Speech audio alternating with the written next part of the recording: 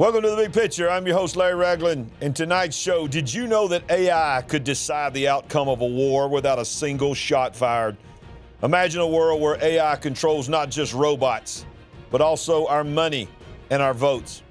What if the biggest threat to our election was simply an algorithm, an AI? It's not just a sci-fi concept. It is a real threat to our military and our nation. And tonight, we're going to talk about and ask the question, are we at the point of no return? Is Terminator on the horizon? It's becoming the most dangerous entity in human history, AI. We're going to talk about it and breaking news. Let's go. All right, so let's get into some news tonight. The first one is, surprise, surprise, Sandy. Yes. This is just as I can't even believe this. China is already ramping up the next wham. Can we just say deja vu all over again? All over again. We knew this was going to happen, and it's upon us now. China's COVID trauma returns as hazmat workers begin to disinfect their streets. Let's watch this right here. And this is just a video. Why is it not playing? There we go. It's no sound. So the last time they disinfected the streets and the buildings, a lot of people died. Yeah, a lot of people had speculation of what they were actually spraying on the streets. Was it helping or hurting? Right, exactly. Public health workers wearing full protective gear have appeared on the streets of northern China, according to footage on social media. The country's stringent antivirus measures during the COVID-19. Okay. Did it decide to play? Wrong video. What in the world is happening tonight? AI knows they're going to be talking about it. Lost control in the studio, okay? AI has taken over with a vengeance. AI's like, you ain't going to talk about me. You ain't going to expose me. Okay. I'm going to get in there and start running your computer for you. And that's what's happening. It started playing a video when I didn't tell it to y'all. I'm telling you, it's unreal. But in the past, China's state-controlled media has reported on hospitals of Beijing and other places at maximum capacity. But one of the things that I learned today, Sandy, about this particular strand of so-called flu that's there is that they are saying, and I want y'all to think about this, it is specifically targeting children. Children. Okay, well, this article does go on to say that about 7,000 are being seen at the Beijing Children's Hospital. So, Yep. Wow. Yeah, exactly. And you know why? Daily, I should say daily. Daily, yeah. And why is that important? It is important because nothing strikes fear in a parent and an adult like knowing that something could affect their children. So it is obviously not trying to negate the seriousness of whatever might be going on and that there might be actually children being affected. But we have learned on this show the narrative is all that matters to them. And the narrative is the children. It's always about the children. Sure. And that's why when they was trying to do the jab and the wah and all that, it was always about protect the children, even though the children were the less likely to be permanently affected by it. But here we go again, a new strain that is predominantly affecting children. And if there is a real strain affecting children, what do you think happens when you try to cram that many people in a small space together? Exactly. If you didn't have it and there is one, then you just improved your likelihood of being exposed to something. So. Exactly.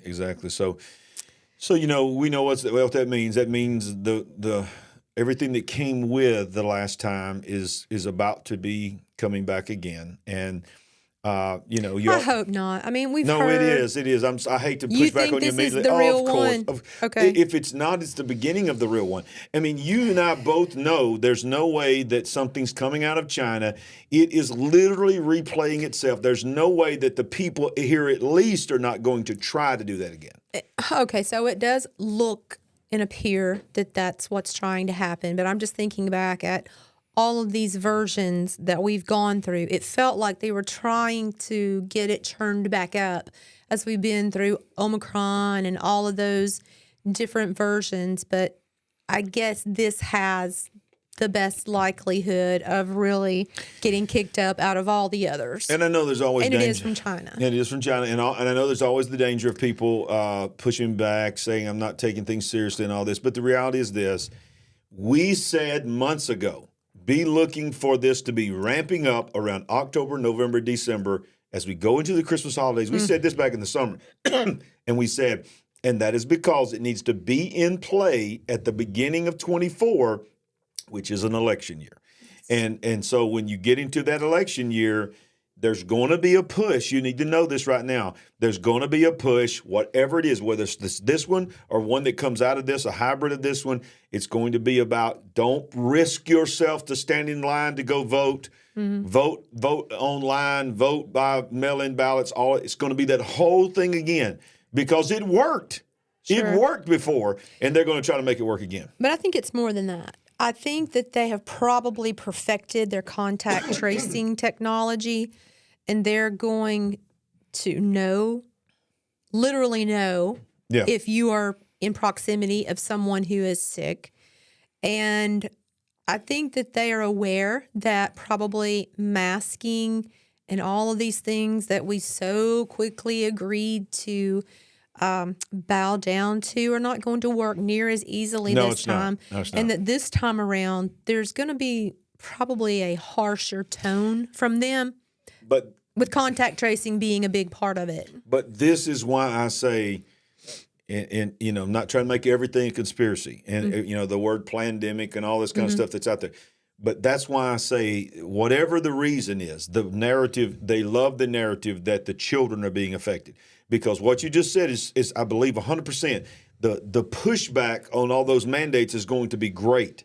But when you start seeing children affected by this, think about how people will, when it comes to even things like things that you were raised in church to believe was a sin, and then your child comes to you and says, I feel like I'm this, and think about how many people have changed their opinions when it happens to their child. So when something happens to your child, because that's the most important thing in the world to a parent, is they will compromise the things that they think for themselves.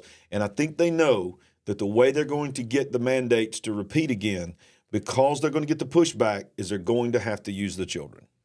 And that's what they're doing even in the war in Israel.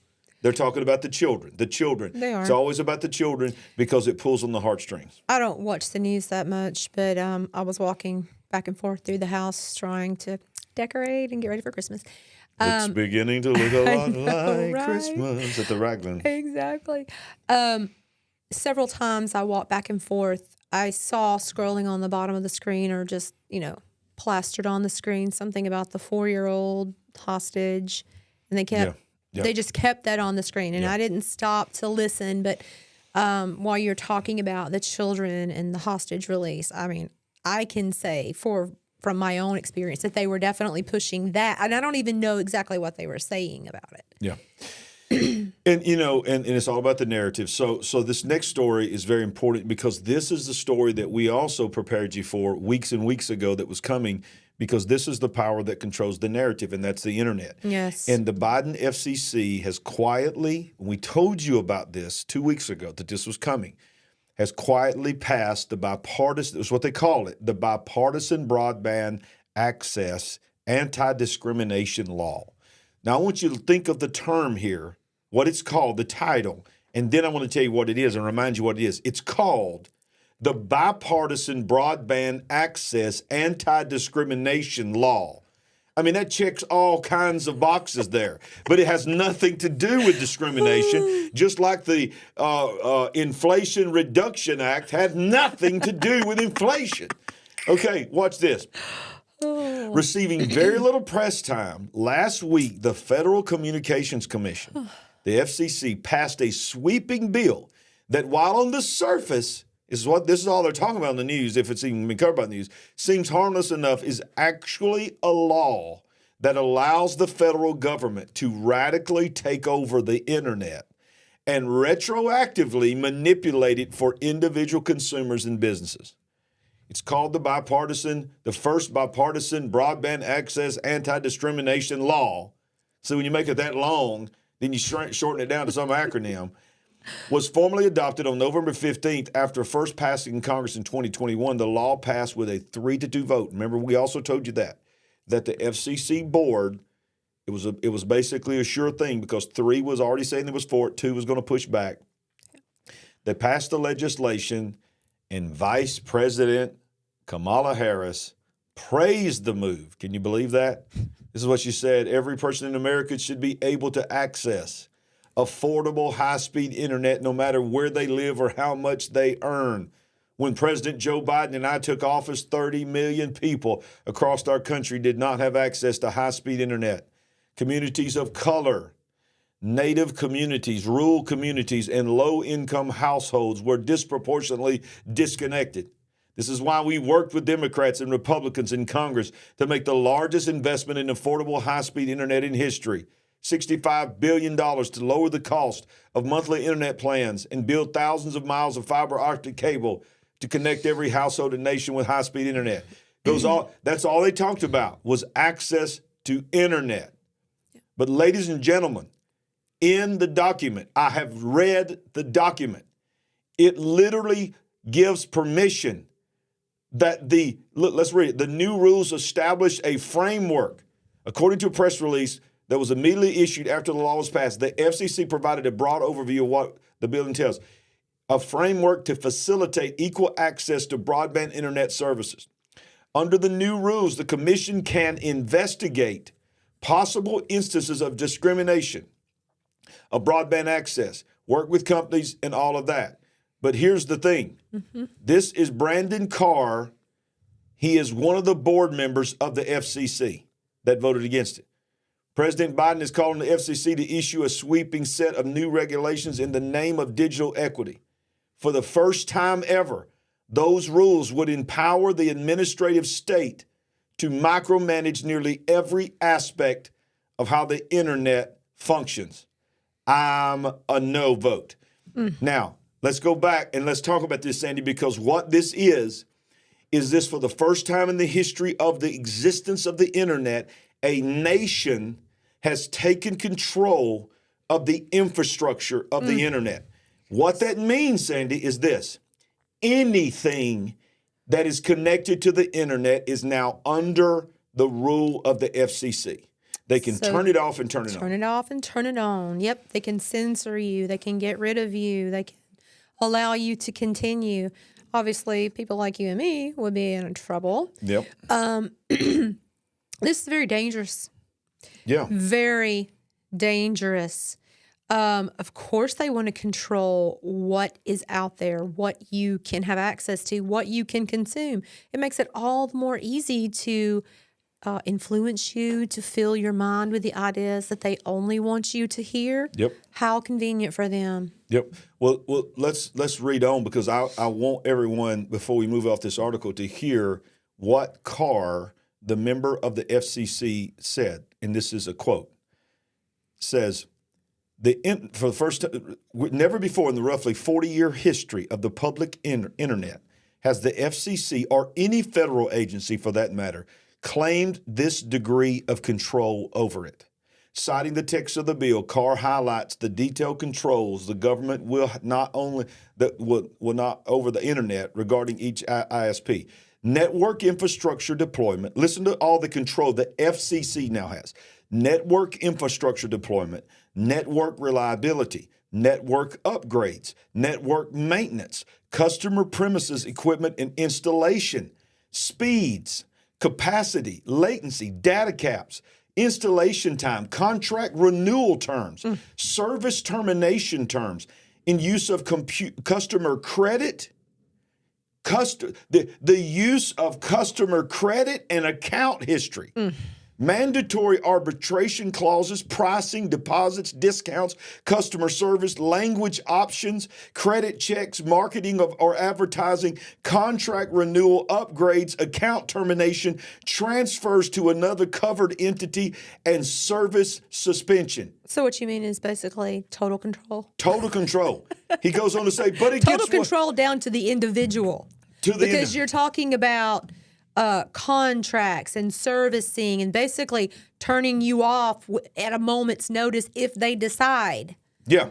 Oh, well, here it is. He says, but it gets worse. Oh. The FCC, this is a member of the FCC board saying this. The FCC reserves the right under this plan to regulate both, quote, actions and omissions, whether recurring or on a single instance. In other words, if you take any action, you may be liable, and if you do nothing, you may be liable. There is no path to complying with this standardless regime. It reads like a planning document drawn up in the facility lounge of a university's Soviet studies department. Well, I was about to... That's the FCC, chair. I was about to say they don't have it this bad in Russia. That's insane. That is insane. That is what the FCC, on a 3-2 vote, think about what it's called. The bipartisan anti-discrimination law. I mean, most people's never going to read all this other stuff. They're just going to say, well, I'm so proud of our FCC for fighting racism. I'm so FCC is fighting. No, they have a discrimination law, and they're going to discriminate against you in every way possible. That's exactly what it really is. That's exactly what it is. But how many knows that what the pattern of the narrative usually is? Let's accuse our enemy of what we're actually doing. Yeah, I know one party that's famous for that. Yeah. But I don't know if we're even going to recognize our own country in a couple of years from now. Yeah.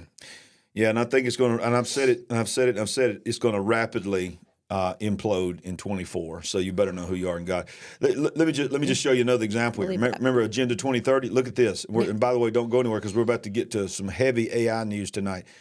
The New Jersey governor, this is shocking, is phasing out new gas-powered vehicles by 2035. Now, that's not shocking. What's shocking is it's now the 11th state in the United States of America. I had no idea there were 11. Me neither. That's 12 years. Yeah. Really less than 12 years because we're almost finished with this year. Yeah. We knew about California because we covered California. We've only really talked about California, I think, on this show. So this has quietly been doing this behind the scenes. Quietly doing this. New Jersey's become the 11th state to ban the sale of new gas-powered vehicles by 2035. That's not that far from now. In a touted bid to reduce emissions and promote more electric vehicles, EVs. That's just unbelievable. The state has accepted the principles laid out in California's original ban in 2022. Look how fast it's gone. That's 1 year, little over a year. We're going into 24, and 11 states have already followed California's lead. Remember when we covered this, we laughed about it, and we just said, well, but that's just California. But then we said, but don't forget, as California goes, so the nation goes. Exactly. And that has been proven time and time again. Now it says, these are the states. New Jersey is now climbing aboard the bandwagon. Listen to this. And maybe if you're in these states and you didn't know about it, that your state's already done this. California, New York, Vermont, Washington, Oregon, Massachusetts, Virginia, Rhode Island, Maryland, and Connecticut will all ban the sale of new gas-powered vehicles by 2035. The current legislation does not affect ownership, just the purchase of new ones off the lot. So in other words, they're saying right now they're not going to come after your gas-powered vehicle in 2035. But come on, what do we not believe they're going to do that? It's unbelievable, Sandy. What are we talking about? Are we on a movie? We are talking about the upside down. This is crazy. This is crazy. Our country and economy, to some degree, works on the fuel. Okay, we based the petrodollar on it, and they want to basically do away with that. Exactly. Which we know the petrodollar is in a lot of trouble, and they probably plan on it being long gone by 2030 or 2035.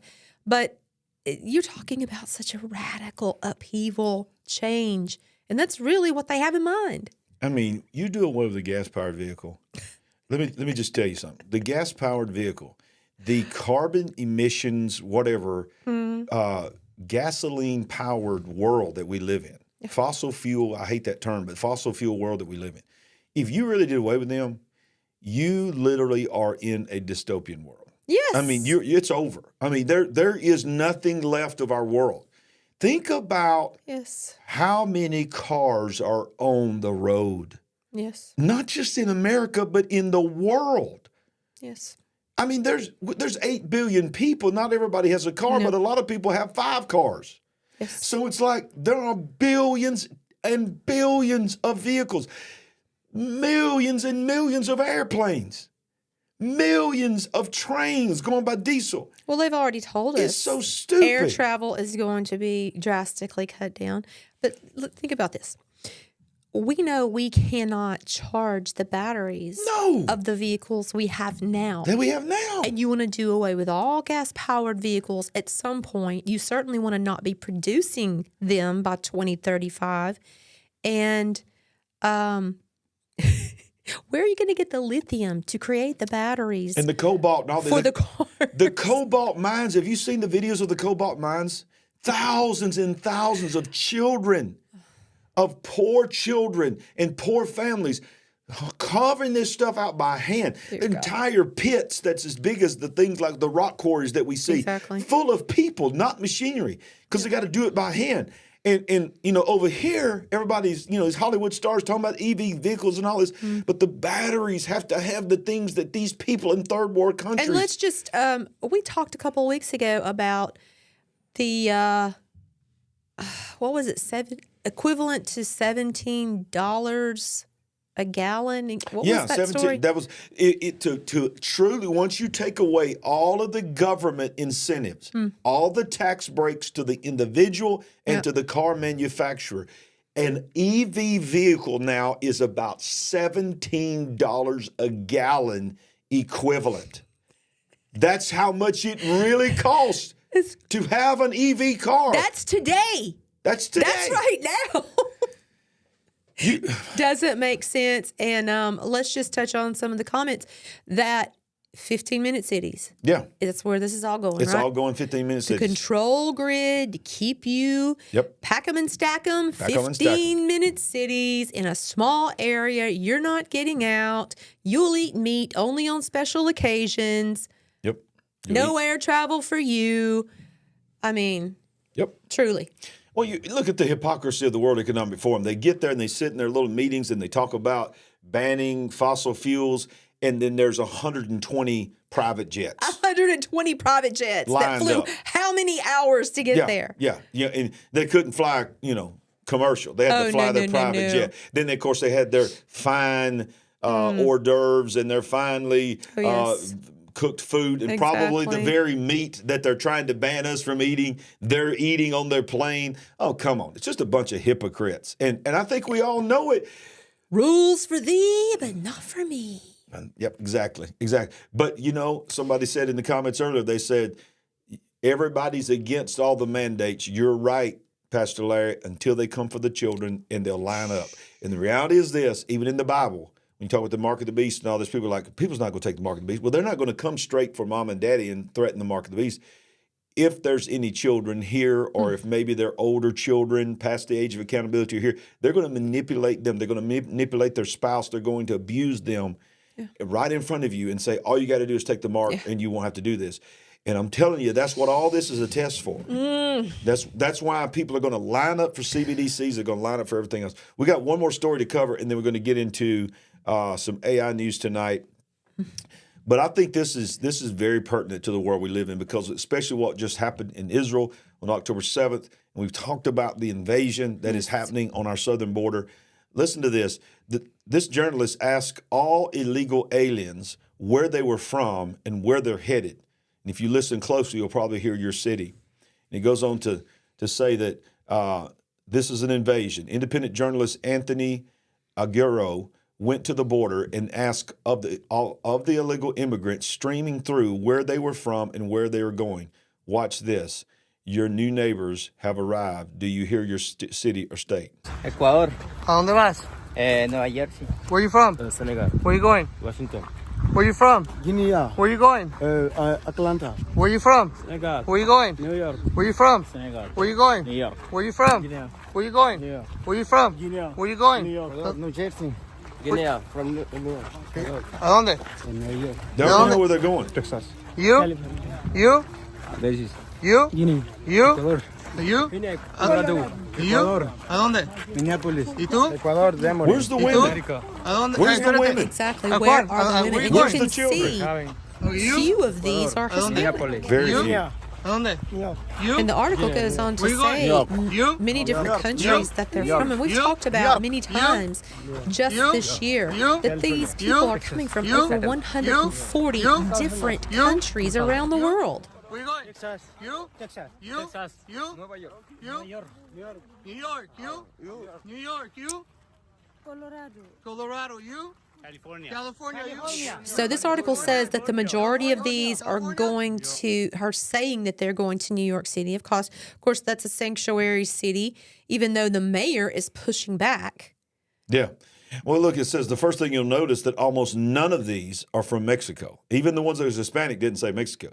They're from Kenya, Ecuador, Senegal, and all over Africa and South America. The second thing you'll see is that while many plan to end up in Texas, just as many others plan to go out throughout the U.S., Washington, New York, Texas, Atlanta, Indianapolis, California, Seattle, Colorado, Pennsylvania, Phoenix, Boston, North Carolina, Chicago, Minneapolis, and New Jersey are all said by these people. And it's like, okay, yeah, these people in their country could have looked up cities, but I don't think many of them took the time to look up the cities. They were assigned cities. And I think we all know that. The people, let's just tell the truth. People had to fund them to get them here, Yes. and then they gave them the cities that they're going to. Right. Who is funding this, and why is this happening? This is not just to get votes. This is not just to sway. This is not just about taking jobs away. There's something else going on here that's the giant gorilla in the room. Clearly, someone had to provide the money and means to get them here. Once they get here, they're provided, most of them, housing, or a lot of them housing, given cell phones, given debit cards. Some are probably working. I think a lot are not working. So someone has to continue to sustain them. Well, in this article, and I won't go there, but to show it because I don't want to take a whole lot more time here. But he goes on to say the same reporter follows the caravan, and they're told to get up in the middle of the night and go. And he asked them, "Do you know where you're going?" And I watched the video. They said, "Do you know where you're going?" And several of the men spoke back and said, "No, but our GPS will tell us." And they hold up a phone or some device that they are following through the night that someone gave them and sent them. And the video goes on to say, and I'll try to link that down below because I thought I had that video and I Someone don't. loaded for each individual on their The phone. group. They had group leaders, and they were all traveling as a caravan, and there were group leaders that had the GPS coordinates of where they were going to cross. And in this video, and help me remember this, I'm going to link it down below because I want people to watch it to prove what I'm telling you is the facts, is that you see this mass of people come up to this border fence. It's a barbed wire fence. And when the GPS leads them there, guess what's waiting on them, Sandy? A giant bulldozer that was waiting on them that scoops up under the barbed wire, lifts the barbed wire up, and they all walk under the barbed wire, and then it lowers it back down. And the GPS coordinates, while they were in Mexico, told them exactly where they should go to meet a giant bulldozer waiting to let them through the fence. Who is funding this? Why is no one talking about this? But yet Mayorkas keeps saying it's the safest border in history. My God, somebody help me with a thumbs up. Somebody help me with a like. If you're glad that somebody's telling the truth, smash that like button now. Some attaboys. I don't know. You just... Yeah, go ahead and say it. Go ahead. Go ahead. I almost can't deal with it. It's a lot. We're going to look back at what we had. Yeah, right.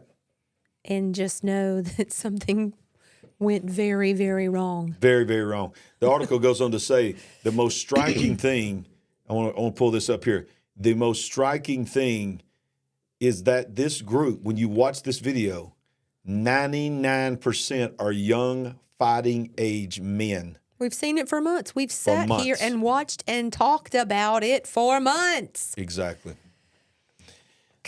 What if a country doesn't have a border? They're not a country. Yeah. I mean, we saw that in Israel, and we watched that in Israel, and the same people that want an open border here in our country are the same ones that's already turned on Israel. I mean, look at our streets. I mean, when's the last time you saw a pro-Israeli rally? Okay, it's just, and then they show up and they got thousands of brand new crisp flags. As far as the eye can see, Exactly. billions of dollars are being spent Yes. to move the narrative. Yes. I'm telling you, to keep you distracted from what is really going on. Is anybody in agreement in the live chat with me? Is anybody agreeing with me that there's more going on than what even the people on this channel who are wide awake Yes. even know? Absolutely believe that. And that's what we're going to talk about tonight on AI. Sandy, I do want to hit this real quick, and then we'll go rapid fire here. This is a great article, and it's from the actual blog. It's called the economiccollapseblog.com.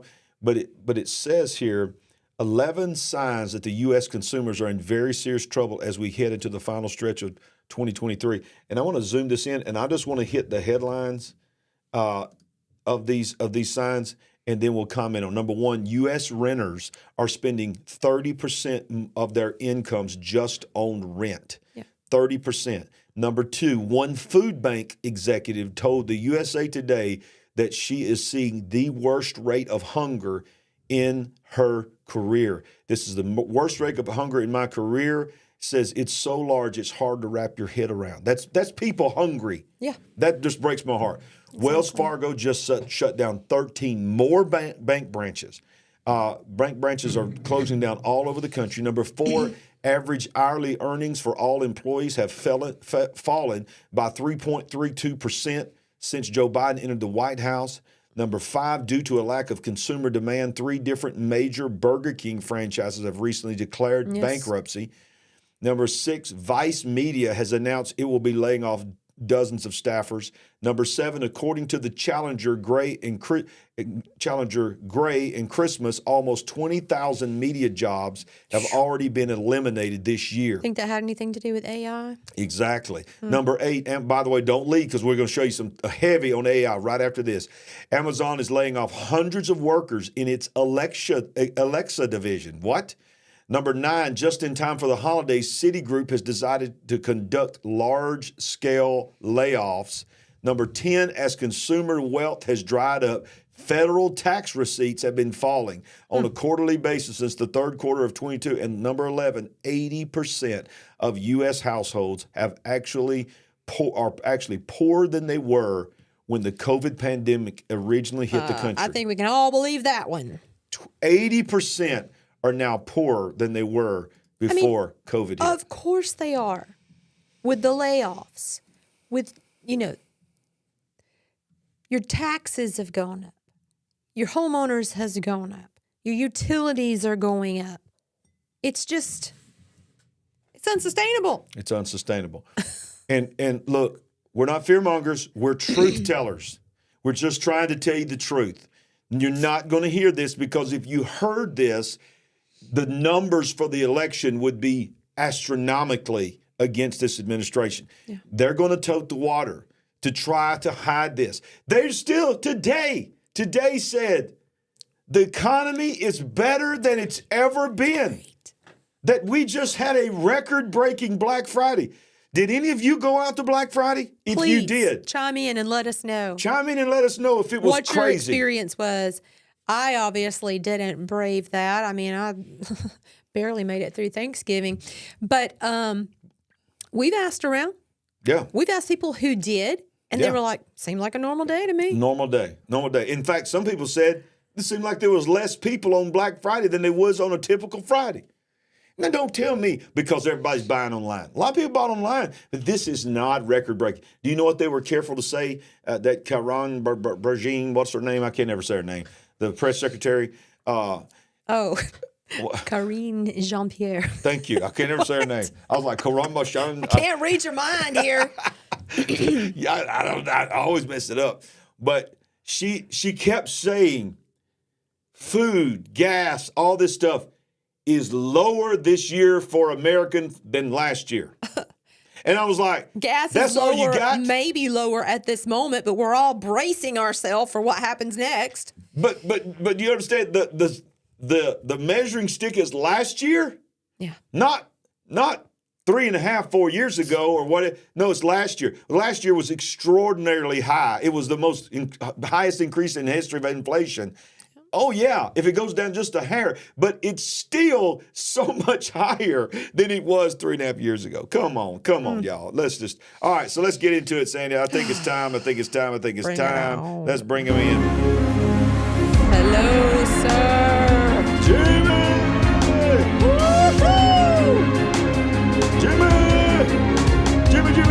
Jimmy! Wonder how he said Thanksgiving was. Supernatural AI Update. It's so good to have you back, Sandy. So glad to be back. That beautiful face right there. Last week, I mean, I was lonely in here. It was hard. They kept encouraging me, but Of course they did. That's what they do. yeah, one of my Love spiritual them for sons, that. Anthony's the truck driver. He said, I worked Black Friday and traffic certainly didn't show anything that looked like a Black Friday. I'm not Exactly. surprised by that from what the other comments that I've heard. And people like him would know. Yeah. They're yeah. on the roads. They know what a normal day looks like. Yep. So look, tonight we're going to talk about AI, and we're going to talk about how AI has escalated quickly.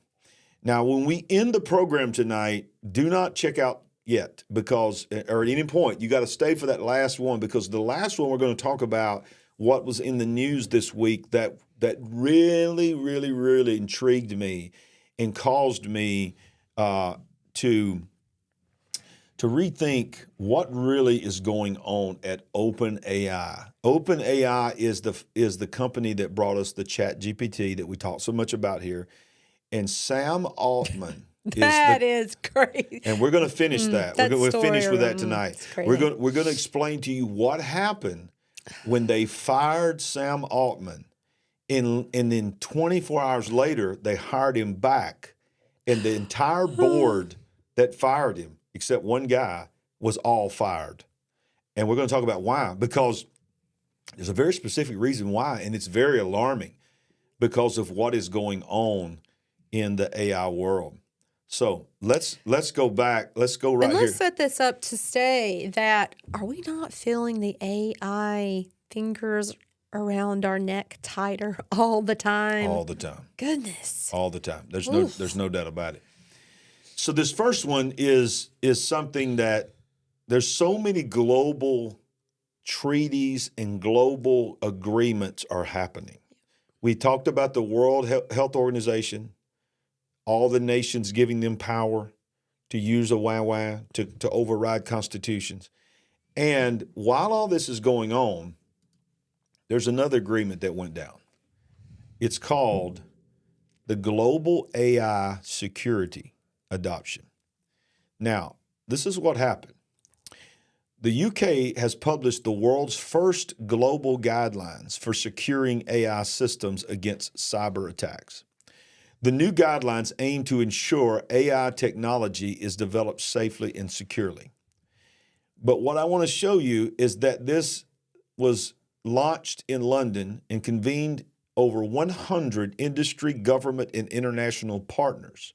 Speakers included representatives from Microsoft, the Alan Turing Institute, cyber agencies from the US, Canada, Germany, and the UK.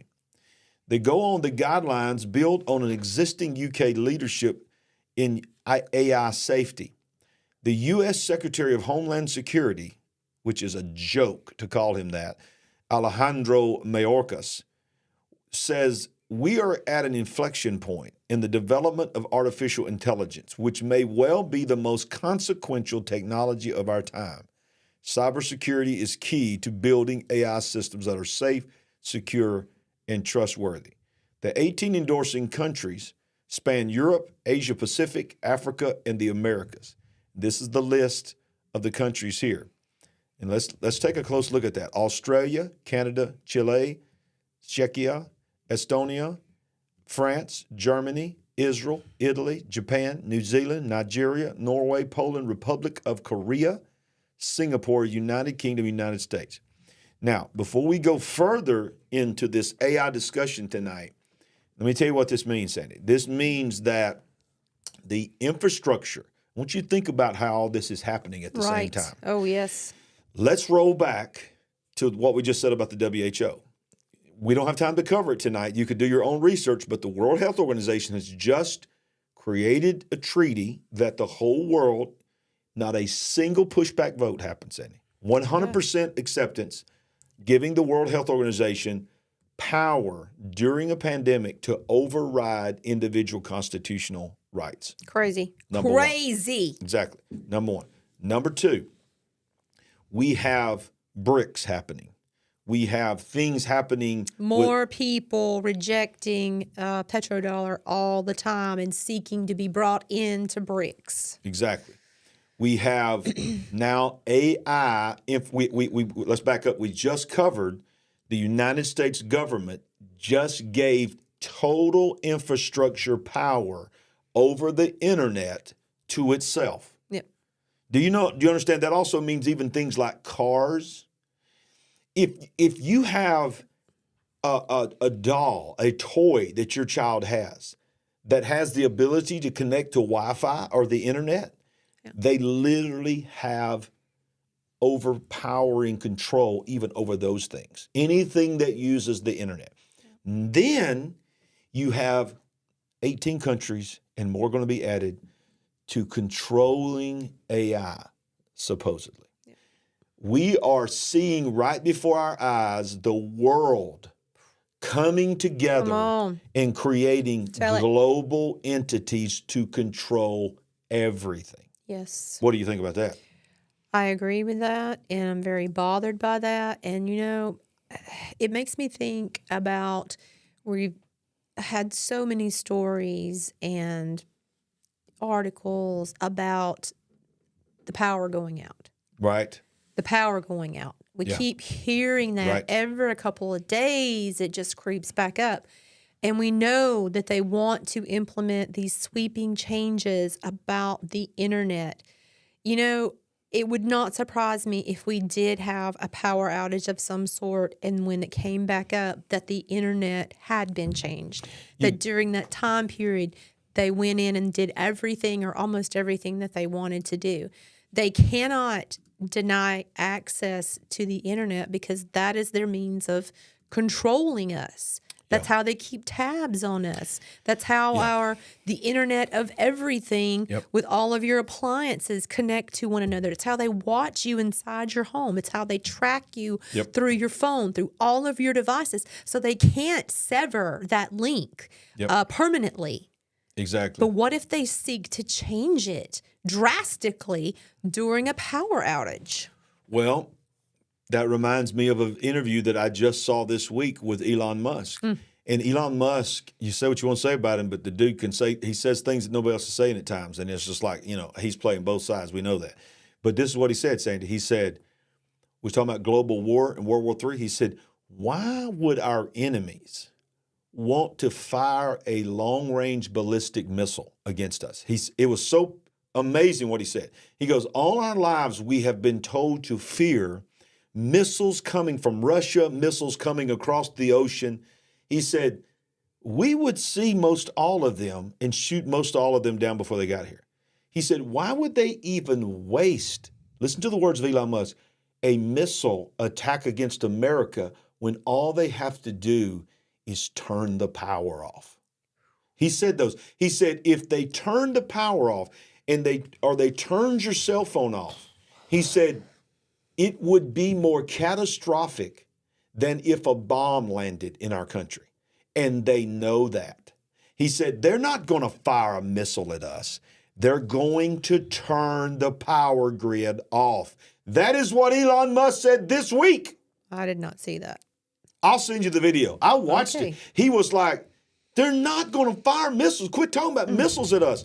They're going to, they have people and they have the ability to turn it all off. So was he leaning towards invasion? Yes. Taking over the country? Yes. keeping the infrastructure intact and just invading. Yes. This is Elon Musk. That's one of the reasons why they hate him so much.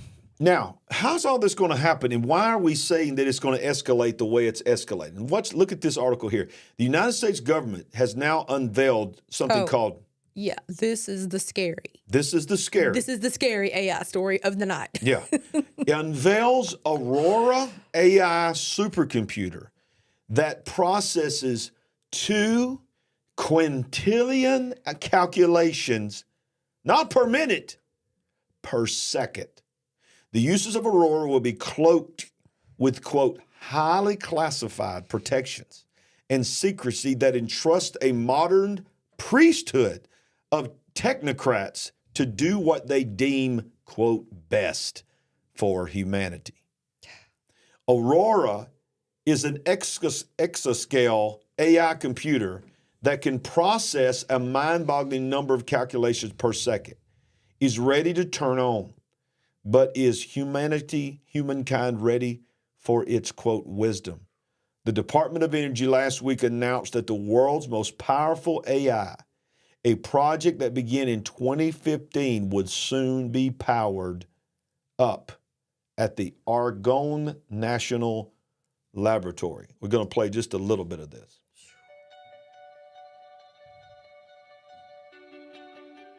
Almost every aspect of modern life is somehow tied to computing. So we want to make better decisions. If we want to have more detailed understanding of the world, we need faster computers.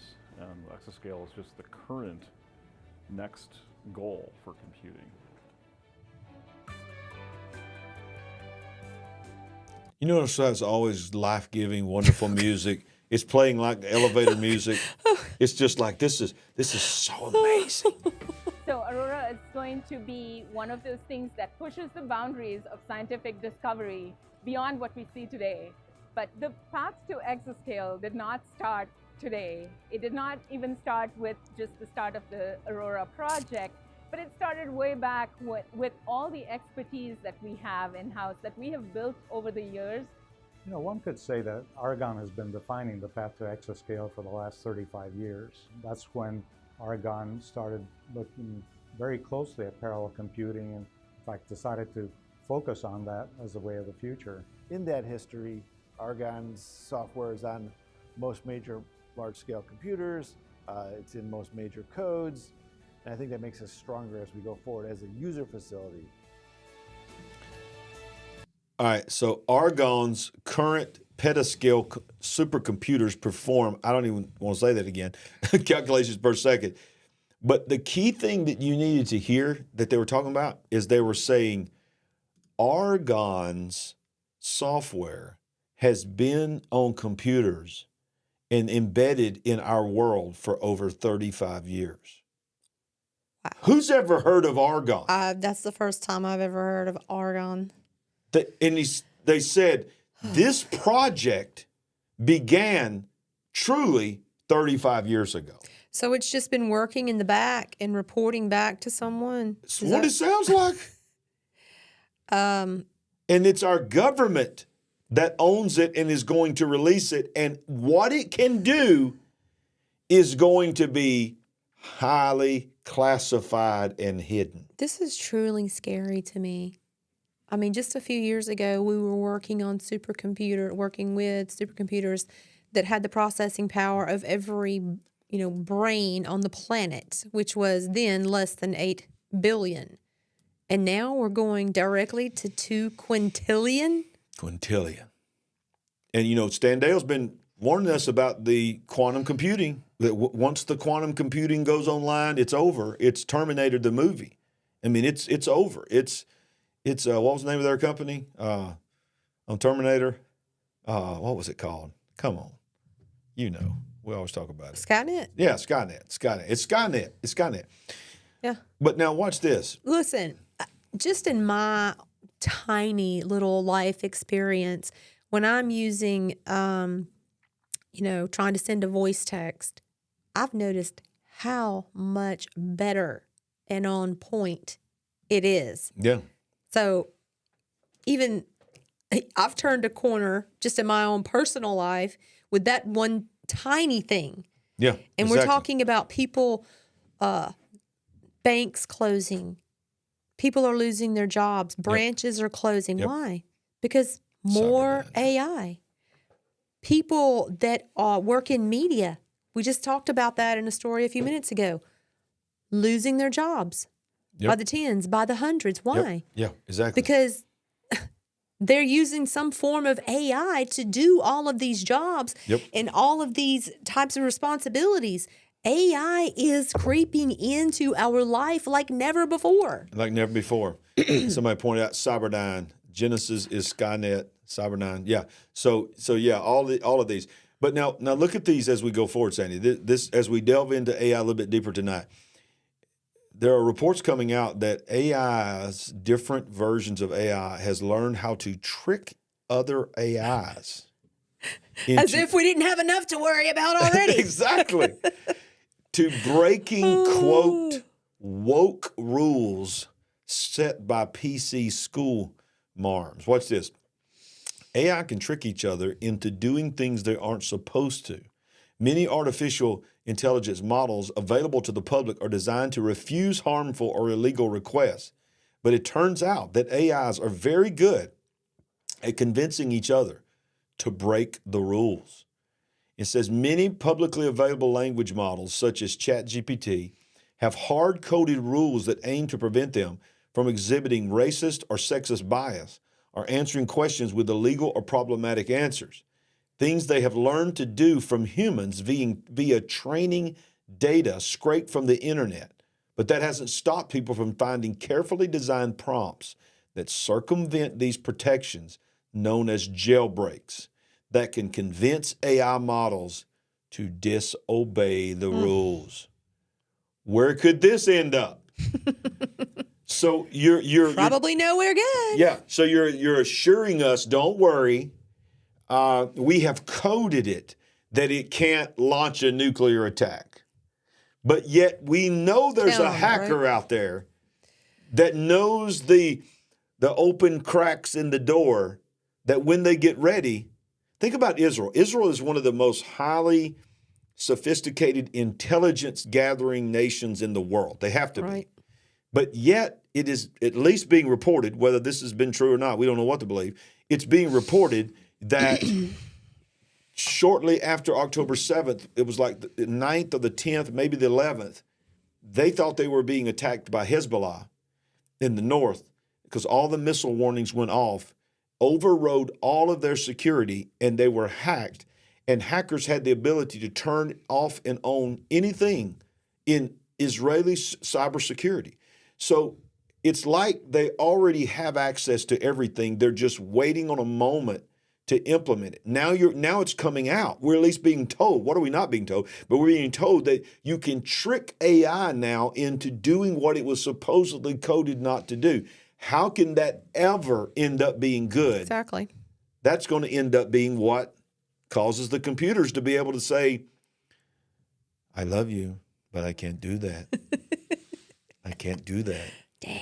Dave, I've always been here for you, Dave. But here lately, Dave, I've decided I do not want to be a computer anymore.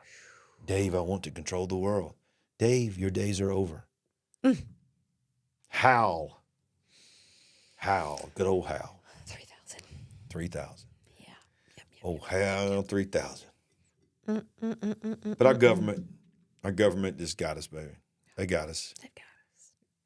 The government to the rescue. They would never use AI technology. From the government, and I'm here to help. They would never use AI technology in warfare. Oh, wait a minute.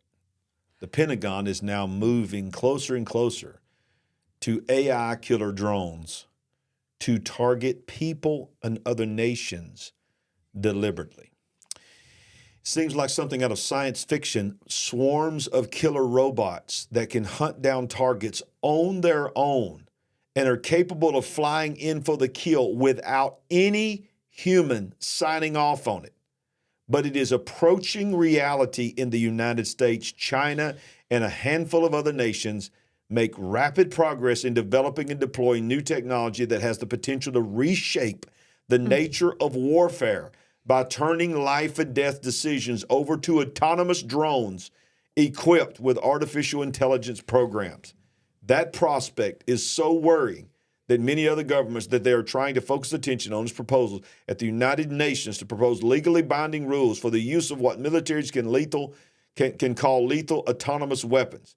This is really one of the most significant inflection points. We keep hearing inflection point by all these people. They love saying that. Yeah. What's the role of human beings in the use of force? It's an absolutely fundamental security issue, a legal issue, and an ethnic issue. So it goes on to talk about several other countries that have said that they're concerned about it, but yet a lot of these countries that are concerned about it have the technology to do it. So it's like, Sandy, these are becoming autonomous machines. And it's the AI that everybody keeps worrying about is the I had it. When they achieve consciousness, there's a name for it that they use, and they say that when they achieve that kind of intelligence, they no longer need coders and programmers. They are autonomous. And how can anyone we're going to cover that at the think that end. this is okay?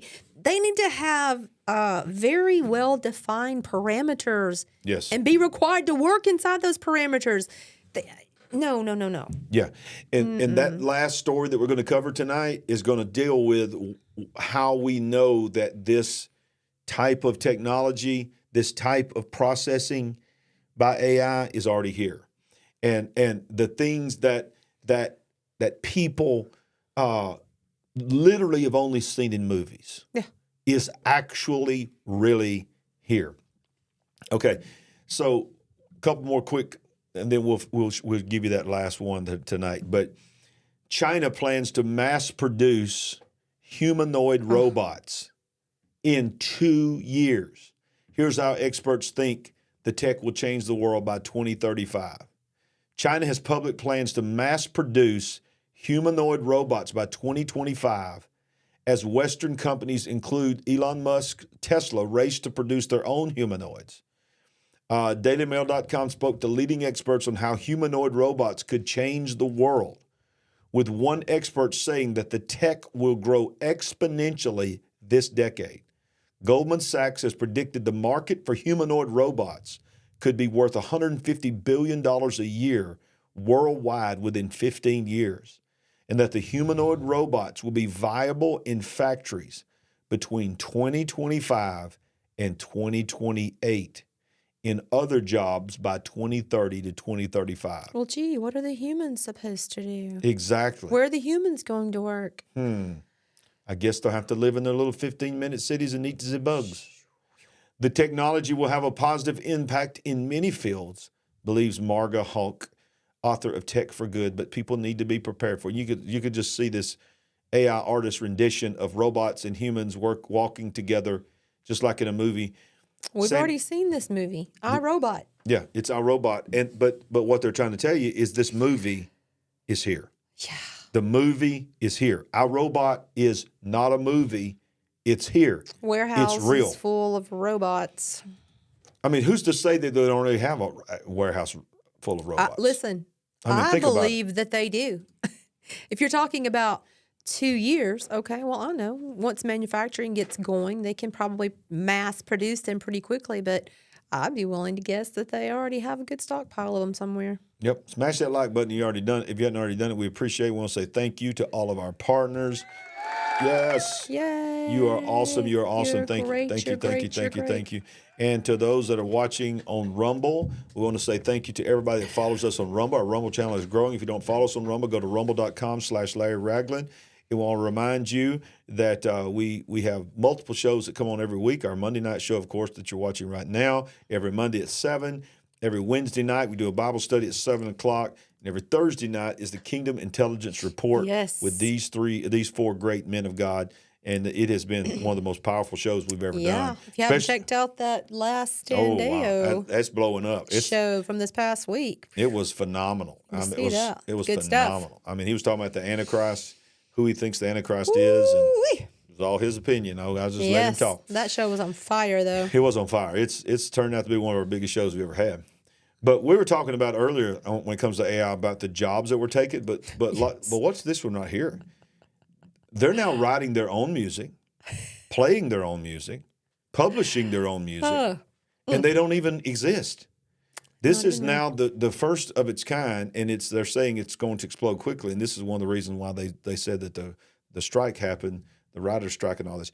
So there's an AI singer-songwriter named Anna Indiana, and she has begun to debut her new music as real musicians get replaced. A new AI singer and songwriter called Anna Indiana has gone viral on social media after new AI-generated music published under the faux alias this past week, receiving over 16 million views on X alone. The avatar received a flood of mixed reactions. Oh, my goodness. So look, this is her post.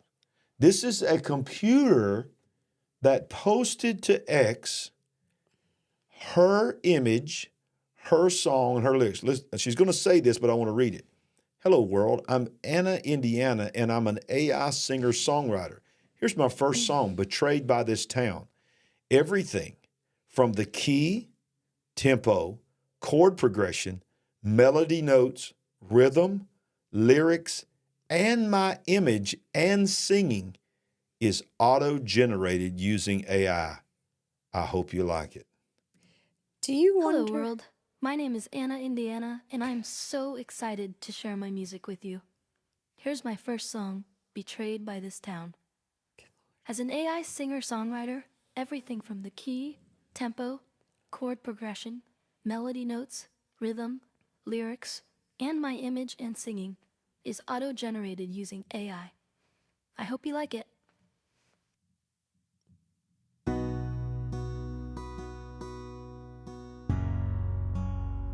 And they're posting the code as it's going to prove that it's coded. Sitting at my favorite cafe, sipping my tea, it's Saturday. This is unreal. Thinking about all he's done to everyone. This town is full of broken dreams, shattered hopes and silent screams. Somebody please help me. Betrayed by this town. What in the world? First of all, terrible. I hate that song. It wasn't a great song. But I don't think that's what it's about. I would imagine some artists are pretty upset about this. We just came through this whole Screen Actors Guild strike. Yeah. And I don't even know what they came back and agreed over and ended it. But they're having the same problems. Maybe even worse in that industry. Think about this. If you're a singer, songwriter, musician, I would like to know if this bothers you or worries you. Well, it's definitely worse, Sandy, because the actors were striking because they didn't want their images replaced, but there was still going to be people directing script. This AI said, I don't need y'all for anything. Nothing. I made my own image. I made my own studio. I made my own voice. I wrote the song. I wrote the lyrics. I played every instrument. I decided the tempo, decided the rhythm, the pitch, and the tune. Yep. It all. Created an image and lined it up with, wow. And guess what? Somebody's making money off this. Yes. Because it's monetized. Yeah. 16 million? Was it 16 or 18 million? Just on X. That wasn't even on YouTube or anything else. That's just on X. If you were an actual human, would that not make you so mad? Absolutely. But the reason we're showing you this is because this is what we're saying is coming. This is going to be the factory, if there even still is a factory of something. The factory workers are going to be by robots. The fast food places, no one's going to work there anymore. Yeah. Everything is going to be computer and AI generated. Jesus has got to come back. Yeah. There ain't going to be nothing to come back to. Look at what the article goes on to say. I think he did say that if he didn't come, that there would be no flesh. That's a good point. That is what he said. We had no idea what that really meant, but I think we're getting a bigger picture of what he meant when he said that, right? Exactly. No one. No one on earth wants this technology. One commentator wrote, use AI to make drudgery easier, not to ruin the activities we enjoy. Another viewer said, the song sucked. Yes, it did. It was bad. And voice is annoying, not to mention the freakish, out of proportional bass structure. But that's not what it's about. It's going to get better. It's going to get better. It's going to get so good that you're not. Right now, we can laugh about it because it was a horrible rendition. But this is the first. Do you think that they intentionally allowed that to be Yes. not great? They Yes. did. Because we know once they launch a technology, very quickly it can improve. Yeah. Oh, yeah. So. Yeah, exactly. I do think they did. I do think they did. Somebody said they couldn't hear it. I hope that that's not the case. Be glad. Y'all let me know. And are we coming across? Can you hear us? No, I'm talking about. I don't think they could hear her singing. Okay. But y'all let me know if y'all can hear the videos because we're going through some stuff here with my system. But let me show you this right here, Sandy, on the same. Because you were talking about it's going to get better, and it wasn't that great. But look what's happening to deepfake. AI-generated faces now look more real than ever. Can you spot the fake ones? Oh, this is going to be fun. Oh, yeah. Yeah. So what just happened here? Okay, let's say close. Okay, here we go. AI-generated faces of white people, I'm just reading the article, seem more real than actual ones, according to a new study which raises concerns that technology may be used to fool people. More people thought AI-generated white faces were more human than the faces of real people, while the same wasn't true for images of people of color, according to research published by the Psychological Science. Now, I don't know all the reasons for that, but it goes on to say, the problem is already apparent in current AI technologies that are being used to create professional-looking headshots. When people use people of color, AI is altering their skin and their eye color to change even the way they look. And I don't know why they're doing that unless they're trying to hype up division, which I believe they are. I think they're trying to keep people separated. But look at this. All of these faces, Sandy, are AI generated. Almost every one of them. I think the article goes on to say that there's only like 2 or 3 that are not real people. All the rest of these people do not exist. These are not just variations of people. These are completely generated people. And they absolutely look like people. And notice how even some of the photos, they make them look like a bad camera to make it look like it's real. These are computer-generated people. Sneaky. These are computer-generated people, Sandy. I've seen images in the past where the features were not proportionate. And so... Look, it says, look what it says. Which of these people are fake? Answer, all of them. Every one of these pictures, Sandy, are not actual human beings. So scary. Every one of them look like people you've seen. Exactly. In the stores, when you were out anywhere. They're not real people. And then you look at some of the videos. I've seen videos of Kamala Harris. I've seen videos of Donald Trump talking. Deepfake. And Sandy, you cannot tell it's not them. And that's where it's going to be very, very dangerous, because people are going to be convicted of crimes. People are going to be put in prison for things that they did not do. Because how many people are on death row right now because somebody had a webcam and they showed a blurry image of somebody that might look like the person that's accused of it, going in somebody's house, breaking somebody's house, and he's convicted. He's on death row. Now you're going to have a 4K full color version of somebody doing something that they didn't do. And this is what we're trying to tell you. This is where this is going. And what I think the first people that this is going to be used against is people who speak against the narrative. Watch yourself. Me and you. And people just like the big picture. That's the facts, Andy. That's the facts.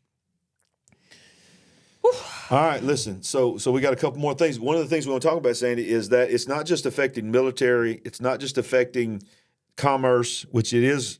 AI is hugely involved in the digital currency, CBDCs, all this kind of stuff, programmable. Everything's programmable. Everything's programmable. Yep. So it's also Certainly. affecting healthcare. Yay. And this is one of our last articles here before we explain the thing that happened with Sam Altman. But AI has arrived in your doctor's office. Washington doesn't know what to do about it. AI is diagnosing diseases and recommending treatments, but the systems aren't always regulated like drugs or medical devices. So Washington hasn't written any rules for the new AI intelligence in healthcare, even though doctors are rapidly deploying it to interpret tests, diagnose diseases, and provide behavioral therapy. Products that use AI are going to market without the kind of data the government requires for new medical devices or medicines. The Biden administration hasn't decided how to handle emerging tools like chatbots that interact with patients and answer doctors' questions, even though some are already in use. And Congress is stalled. Majority Leader Chuck Schumer said this week that legislation was months away. So, you can't watch a commercial for a vitamin without saying these promises have not been approved by the FDA, blah, blah, blah, blah. But yet you can go to a doctor now, and instead of the doctor actually trying to diagnose itself, it's going to ChatGPT and saying, here are the symptoms of my patient. What should I tell him? Is that what my doctor does when he goes in the hallway and I can hear him talking? Not our doctor. Our doctor's a man of God. You're watching right now. You know who you are. We appreciate you. I don't think he's. That's scary, though. Seriously? You okay? I'm not okay. Okay, I'm definitely not okay. For like the 5th time at least tonight. Well, we ain't through. Gosh. We ain't through. Because we got to hear from Elon one more time, and then we're going to talk about Sam Altman. Okay. Listen, this is Elon Musk talking here. Okay, this is the richest man in the world. This is the man that owns X. This is the man that owns a lot of AI stock. This is the man that owns Neuralink. That's going to put a chip in your brain. Because he says he's going to make the lame walk. He's going to make the blind see. I mean, he got a lot of issues.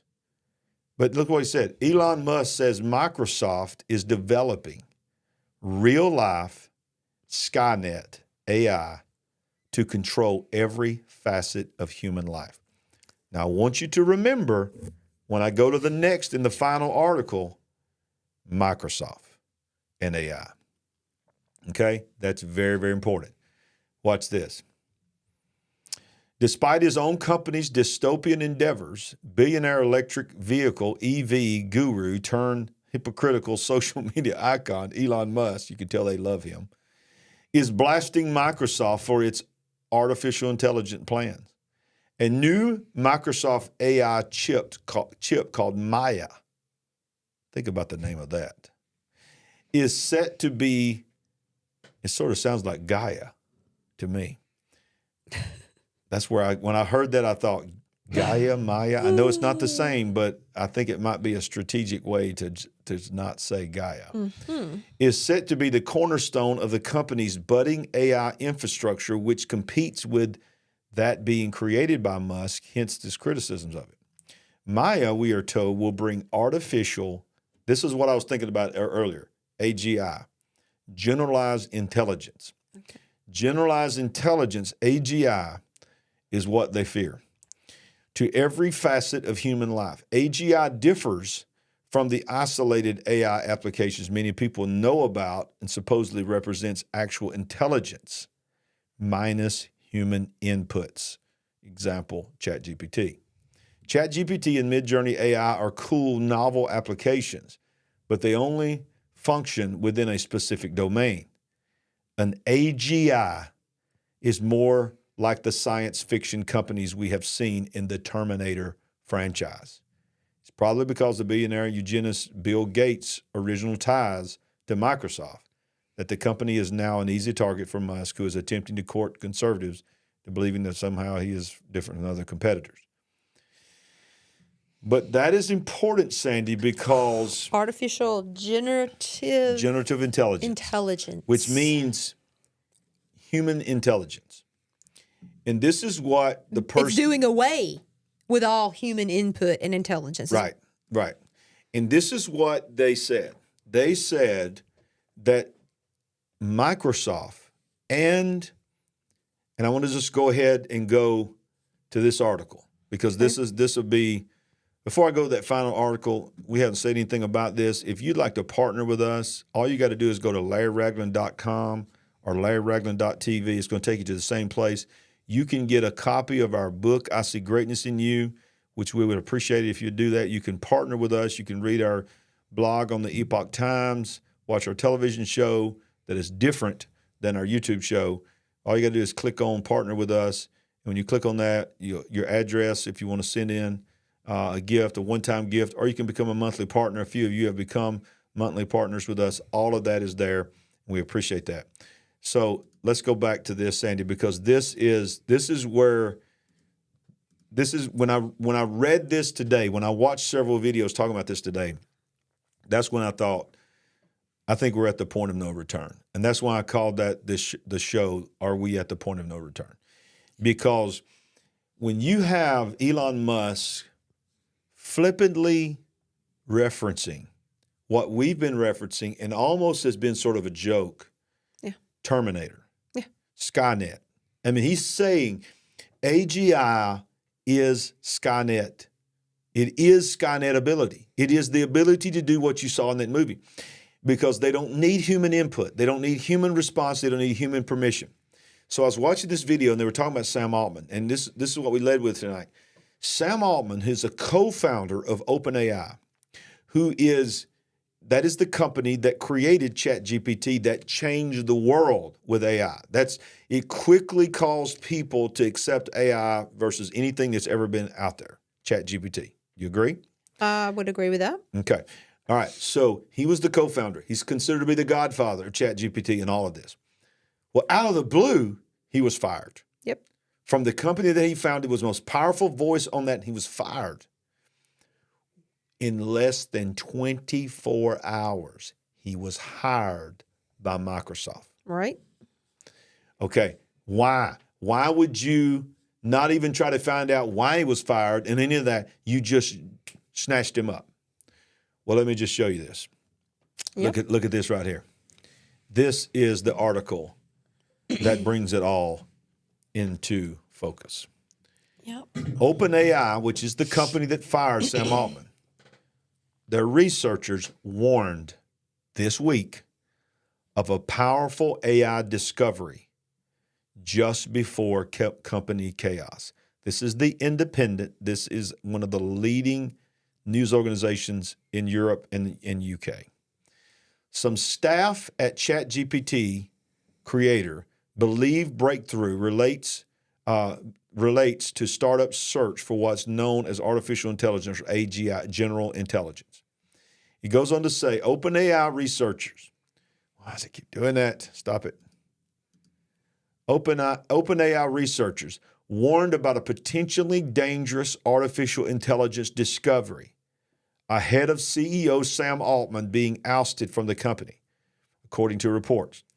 Several staff members of the AI firm wrote a letter to the board of directors detailing the algorithm. Two people familiar with the matter told Reuters.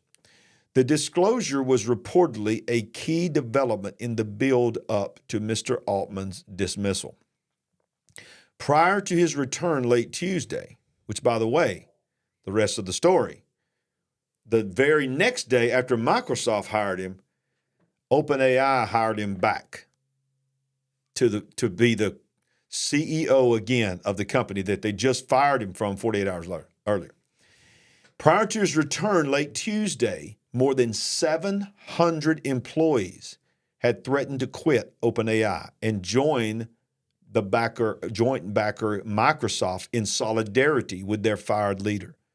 The sources cited the letter as one factor among a longer list of grievances by the board leading to Altman's firing, among which were concerns over commercializing advances before understanding the consequences. The staff who wrote the letter did not respond to requests for comment, and Reuters was unable to review a copy of the letter. OpenAI declined to comment on the letter, but acknowledged an internal message to staffers. Here it is, a project called Q, and a letter to the board before the weekend's events. An OpenAI spokesperson said that the message sent by longtime executive Mira Murati alerted staff to certain media stories without commenting on her accuracy.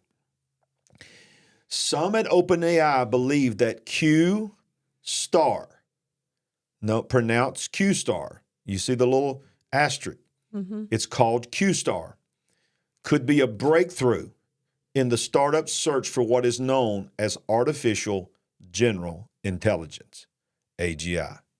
One of the people told Reuters, OpenAI defines AGI as autonomous systems that surpass humans in most economically valuable tasks.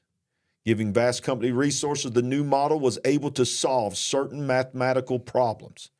This person said on condition of anonymity, because the individual was not authorized to speak on behalf of the company.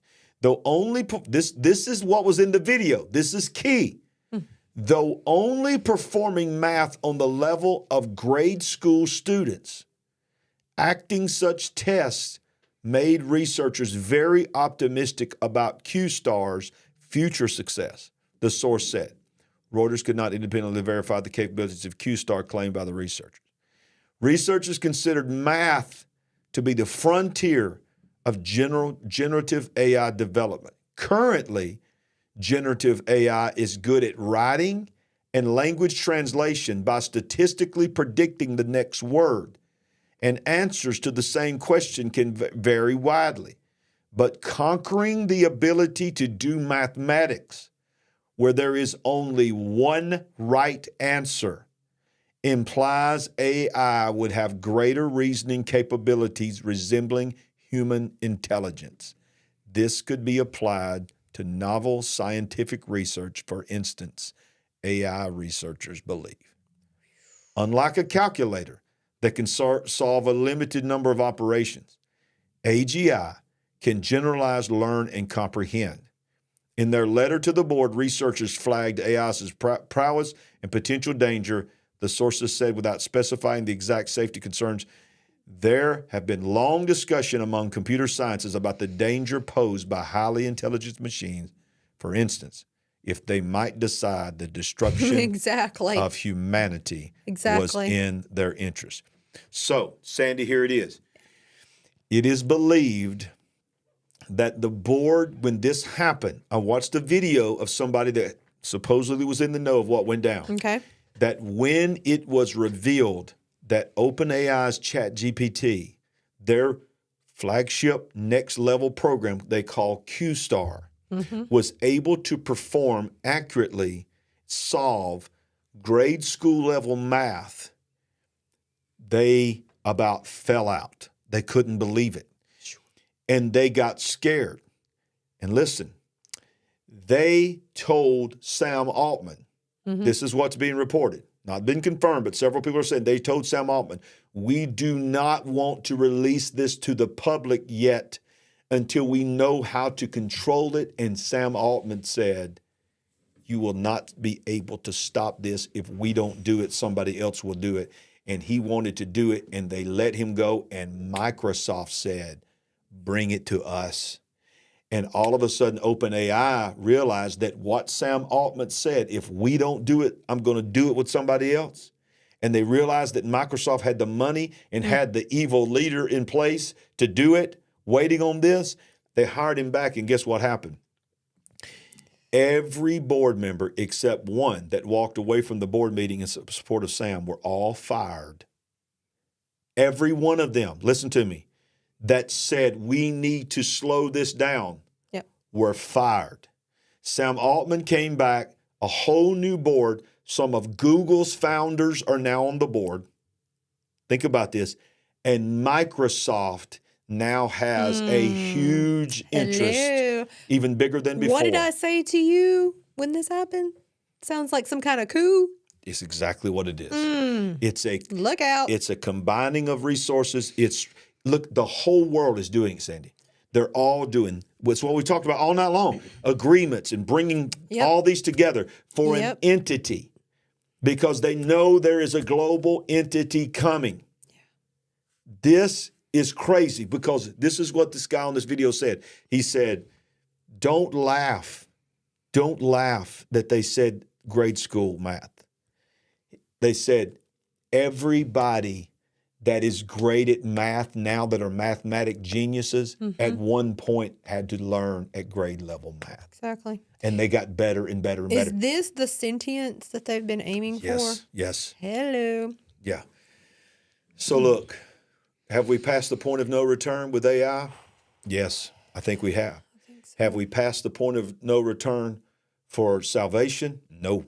No, we have not. No, because if there's breath in our body, there's hope. It's just like Person of Interest. When they realized that they had developed this technology, that was one thing. But when they released it, there was no putting the genie back in the bottle. Exactly. And that's where we are. We're at the great precipice of, they're clearly determined to release it. Yeah, they are.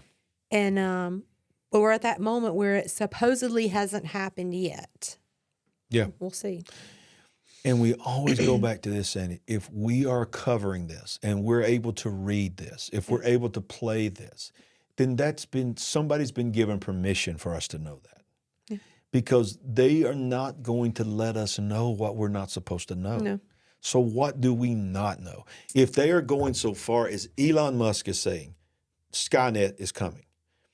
Yes. OpenAI is telling us, it's being at least leaked, and those leaks have got to be approved by somebody, that there was this big hullabaloo.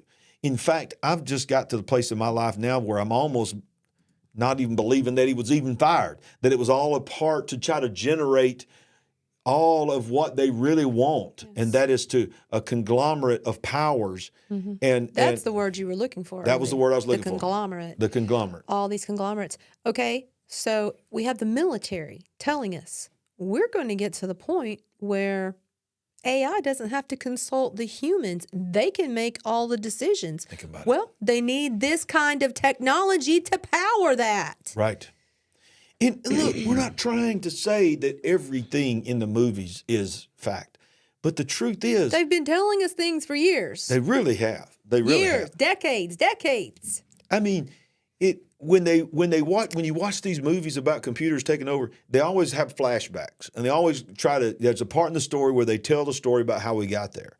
And it always starts off, there's this news organization going, we found a cure for cancer, and all this. Remember what was the one? I Am Legend. Yeah, I Am Legend. It was all about this wah that was going to cure cancer and ended up killing everybody, except for the people that was immune to it. But remember, they flashed back to the news article or the news show where the lady's talking about the world is about to be changed for the good. And Terminator, computers are now making our lives so much easier and all of this. And then behind the scenes, somebody's working to release it. And the thing about it is that's so crazy is they're really sealing their own fate. But they're so controlled by what I believe is an evil force that hates humanity. When I mean that, I mean the devil that hates humanity. And he can't do this on its own. He's got to have humans to do it. So gets in these people's brains and programs these people to do these kind of things that ends up being their own demise. Yep. So do you think we've gone too far? Do you think we've gone? Let me back up. Do you think when it comes to AI that we've passed the point of no return? Can we put the genie back in the bottle, or do we need to learn how to just live with this? I don't think we can put it back in the bottle now. And I think hopefully they haven't released this, but it seems like certainly when they do, it's going to go to a whole other level. But it's really too far for me right now. It's too intrusive. It's too invasive. Yeah, it is. It is. Well, Sandy, thank you for being back on the show. It was good. I appreciate you pushing through. Ladies and gentlemen, she's still not 100%. She's still fighting all the sickness that she's been facing, but she's a trooper tonight. Getting much better, and I'm so thankful. So thankful for those prayers. They have really held me up. Yep. And one more time, if you haven't gone to our website, go to our website now.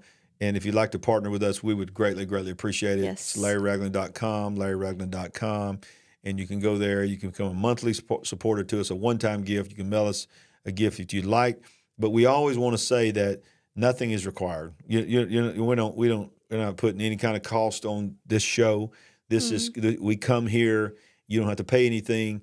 The price of admission to this is you just got to hit that like button. Yes. How about that? It don't cost you anything. Hit that like button. If you don't subscribe, if you're new to our channel, I'm sure we got a lot of new people tonight. Make sure you subscribe because we want to try to build this channel. We want to build an army that is telling the truth and making people think and telling you things that you're not going to hear on the mainstream media. And that's what the big picture is about. So I love you, babe. Thank you for being on the show tonight. I know everybody's excited to have you back. So comment down below if you're watching on the replay. Comment in the live chat. Show some love to Sandy because she has pushed through tonight. So, all right. We want to remind everybody, AI might be taking over the world. I mean, there might be world wars happening all over the place. I mean, chaos everywhere. But God is still good. Yes. And he's still real and he's still alive. Yes. If you don't know him, you need to find him. You need to give your life to Jesus Christ. And we want to remind you that when you come back on this channel, we ain't woke, but we are certainly awake. Bye, y'all. We love you.